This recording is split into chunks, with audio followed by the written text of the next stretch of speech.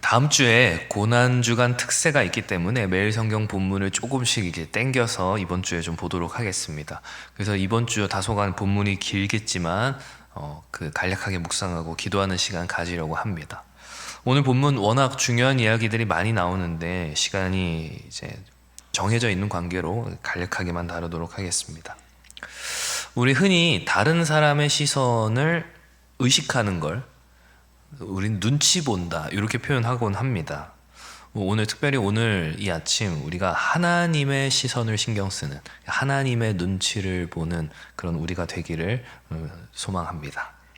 본문의 대제사장 그리고 서기관 장로들은 먼저 예수께 당신이 무슨 권세로 이런 일을 하십니까? 이렇게 묻습니다.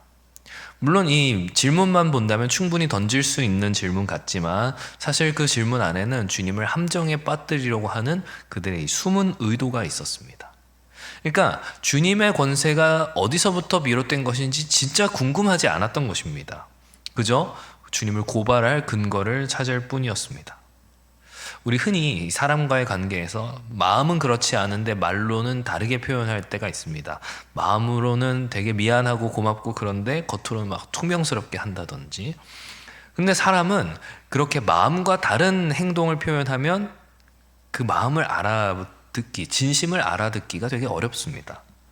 근데 우리 주님은 그렇지 않습니다. 이들이 무슨 말을 하든 그 말의 의도뿐만 아니라 숨은 마음까지도 정확하게 아셨습니다. 그러니까 이 질문이 결코 호의가 아니라는 것을, 주님을 함정에 빠뜨리려 한다는 것을 주님은 전부 아셨던 것입니다. 그래서 답을 충분히 하실 수 있음에도 불구하고 답하지 않으시고 되려 그들에게 질문하십니다. 4절 보니까 요한의 세례가 하늘로부터냐 사람으로부터냐 너희가 먼저 답해봐라. 만약 그들이 이 질문에 요한의 세례가 하늘로부터 왔습니다 이렇게 답한다면 그럼에도 불구하고 왜 세례 요한을 영접하고 그들을 믿지 않았느냐라는 책망을 피할 수가 없었고, 요한의 세례는 사람으로부터 온 것입니다 라고 답한다면 요한을 따르는 수많은 무리들의 어떤 비난과 공격을 받을 것을 이 사람들은 두려워하여서 그러니까 답하지 못하였던 것입니다. 그러니까 성도 여러분, 잘 생각해 보면 지금 이들은 진리가 무엇인가에 크게 관심이 없다는 것을 알 수 있습니다. 그러니까 무엇이 나한테 이득이 될까? 그것에만 온통 관심이 있습니다. 그래서 결국 주님의 질문에 나는 모르겠다 이렇게 답합니다. 명백한 위선입니다. 그러니까 진리를 알면서 모르는 채 하는 것은 책임을 회피하는 위선이라는 방패입니다. 그런 이들에게 주님께서 비유를 들어 말씀하십니다. 포도원과 농부의 비유입니다. 주인이 농부들에게 포도원을 맡기고 먼 타국으로 출장을 갔는데 농부들이 주인이 보내는 종들을 죽이고 주인 행세를 하며 결국 주인이 보내는 상속자인 아들까지도 죽이는 그런 비유를 주님께서 말씀하는 것입니다. 그러니까 주님께서는 유대인 종교 지도자들이 하나님께로부터 맡은 바 포도원이 있는데 그 사명을 온전히 감당하지 않고 되려 위선으로 가득하여서 주인의 종들, 하나님의 종들을 거스르고 하나님의 뜻을 거부하는 것, 그것을 주님께서 비유로 빗대어 말씀하는 것입니다. 지도자들 이 말 듣고 나를 가리켜서 하시는 말씀이라는 걸 한 번에 단번에 알아들었습니다.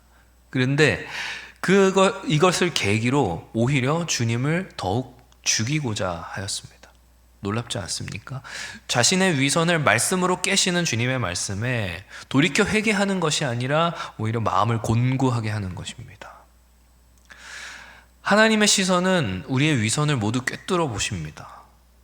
그러니까 우리는 우리의 위선을 꿰뚫어 보시는 하나님의 말씀 앞에, 하나님의 시선 앞에 우리는 마음을 곤고하게 할 것이 아니라 내려놓고 나아가야 합니다. 날마다 진리의 말씀 앞에 서서 하나님께 돌이켜 회개하는 자들이 되어야 하는 것입니다. 대제사장과 서기관들은 사람들을 두려워해서 이제 자신들이 직접 나서지 않고 다른 자신의 사람을 보내어서 주님을 정탐하여 함정에 빠뜨리려고 합니다. 그 정탐자들을 성경에 뭐라고 이야기하냐면 스스로 의인인 채 하였다 이렇게 말하고 있습니다. 의와 진리를 구하는 사람인 채 하였지만 사실은 예수를 함정에 빠뜨리려고 하는 질문을 던지는 것입니다. 바로 가이사에게 세금을 바치는 문제였습니다. 그 전에 먼저 주님께 그럴싸한 아부성 말을 합니다. 21절을 보니까 당신은 바로 말씀하시고 가르치시며 사람을 외모로 취하지 아니하시고 진리로서 하나님의 도를 가르치십니다. 이건 이제 진심이 아닙니다. 나는 당신의 편입니다. 당신 참 대단합니다. 라고 하는 그 전형적인 이 사기꾼의 패턴으로 접근하고 있습니다. 그러면서 이제 함정의 질문을 던집니다. 가이사에게 세금을 바치는 것이 옳습니까? 옳은 것입니까? 만약 주께서 그것이 옳다라고 대답하면 로마에 저항하고 있는 이 유대인들에게 미움을 사게 될 것이고, 그것은 옳지 않다라고 답한다면 로마 당국의 반역자로 고발을 할 명분을 얻게 되는 그런 함정이 담겨 있는 질문인 것입니다. 주님은 당연하게도 그들의 함정 역시 꿰뚫어 보셨습니다. 그리고 너무나도 유명한 대답인 가이사의 것은 가이사에게, 하나님의 것은 하나님에게 바치라, 이렇게 말씀하며 답하십니다. 이것은 우리 주님께서 인간의 삶에는 두 가지 영역이 있다는 것을 보여주는 것입니다. 하나는 세상 정부의 영역이고 다른 하나는 하나님의 영역입니다. 세상 정부에 대한 우리의 의무가 있습니다. 세금을 내고 법을 지키고 사회 질서에 순응하는 것, 이것이 우리가 따라야 하는 세상 정부의 의무입니다. 하지만 동시에 우리는 하나님께 대한 의무도 있습니다. 하나님을 예배하고 그분의 뜻에 순종하고 그분의 나라를 위하여서 살아가는 것이 바로 그것입니다. 주님께서는 그것이 서로 충돌하지 않는다고 말씀하십니다. 가이사의 것은 가이사에게, 하나님의 것은 하나님에게. 오히려 올바른 우선순위와 질서 안에서 우리는 둘 다 잘 순종하고 지켜야 한다, 이렇게 말씀하는 것입니다. 하나만 더 말씀드리면, 여기서 조금만 더 들어가 보면, 동전에는 무엇이 새겨져 있었습니까? 데나리온에는 그 가이사의 얼굴이, 가이사의 형상이 새겨져 있었습니다. 가이사의 형상이 새겨져 있었기 때문에 그것은 가이사에게 돌려주어야 했습니다. 그렇다면 하나님의 형상이 새겨져 있는 것은 무엇입니까? 바로 우리 자신입니다. 우리가 하나님의 형상이 새겨진 존재입니다. 따라서 우리는 우리 자신을 하나님께 돌려드려야 합니다. 하나님의 것은 하나님에게, 우리 자신을 하나님께 드려야 한다. 우리의 삶 전체, 우리의 존재 전부가 하나님께 드려져야 한다라고 하는 것이 이 말씀에 가르침이 들어있는 것입니다. 또 이어서 부활이 없다 하는 사두개인의 질문에도 예수께서는 사람의 시선, 인간의 시선이 아닌 하나님의 시선으로 보았을 때는 그 안에 부활이 있다는 것을, 그래서 아브라함도 이삭도 야곱도 하나님의 시선에선 살아있는 자라고 그렇게 말씀하여 주십니다. 인간의 시선을 벗어나야 한다. 특별히 제자들에게 말씀하시길 서기관을 삼가라, 이렇게 말씀하시는데 그 이유가 무엇입니까? 46절 이하를 보니까 서기관들은 긴 옷 입고 다니길 원하며 시장에서 문안받는 거, 회당의 높은 자리, 잔치의 윗자리를 좋아하는 이들이라고 말씀하십니다. 과부의 가산을 삼키며 외식으로 길게 기도하는 자들이라고 말씀하십니다. 계속해서 강조되는 하나님의 시선은 인간의 모든 외식과 신용을 전부 꿰뚫어 보십니다. 뿐만 아니라 서기관들은 과부의 가산을 삼키는 자들, 그러니까 약자들을 이용해서 자신의 배를 불리는 일들을 행하였습니다. 그래서 주님은 특별히 서기관들을 삼가라 말씀하신 것입니다. 계속해서 주께서 성전에서 가르치실 때 21장 넘어가면 부자들이 헌금을 드리는 것을 보는 중에 한 가난한 과부가 2렙돈 드리는 것을 보십니다. 2렙돈은 우리나라 돈으로 하면 몇백 원 정도입니다. 사람의 눈으로 보았을 때는 너무나도 작은 가치입니다. 그러나 우리 주님의 시선은, 하나님의 시선은 헌금의 크기, 그 액수에 있지 않았습니다. 생각해 보시죠. 우리 하나님 부족한 것이 있으십니까? 없습니다. 천지만물의 주인이십니다. 모든 것을 다 가지고 계시고 모든 것이 주님의 소유입니다. 이미 모든 것을 가지셨기 때문에 헌금의 액수를 보고 칭찬하시는 것은 하나님이 아니라는 것입니다. 하나님의 성품은 그렇지 않다는 것입니다. 하나님의 성품은, 하나님의 시선은 헌금의 액수가 아닌 헌신의 크기에 있었습니다. 헌신의 크기.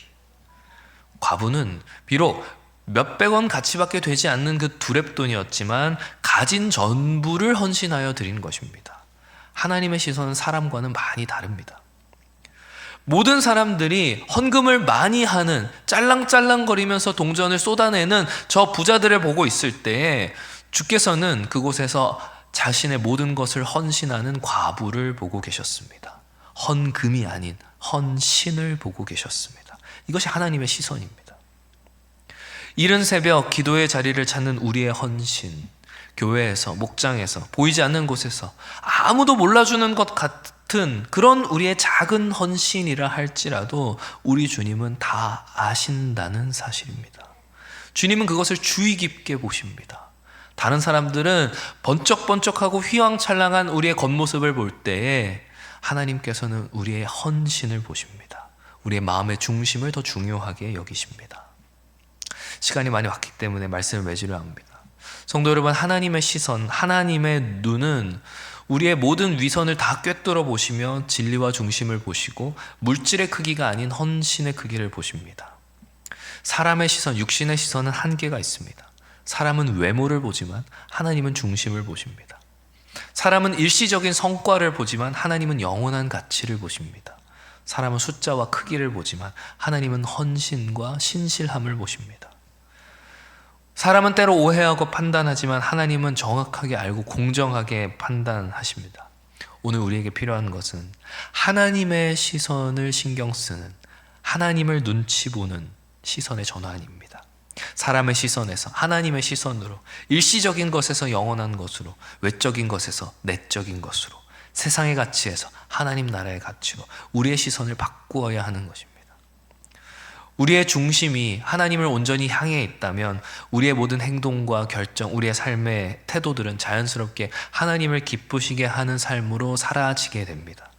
하나님의 눈을 의식하는 삶, 하나님의 시선을 의식하는 삶은 결국 우리의 중심이 하나님을 향하는 삶이 되기 때문입니다.